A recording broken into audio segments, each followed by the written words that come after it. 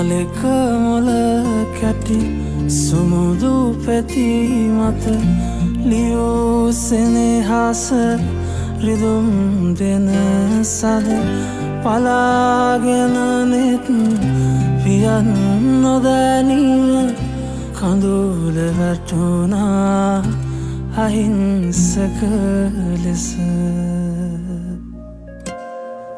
කඳුළු හුරතල් වැඩිද මන්දා පුංචිදේටත් හැඩෙන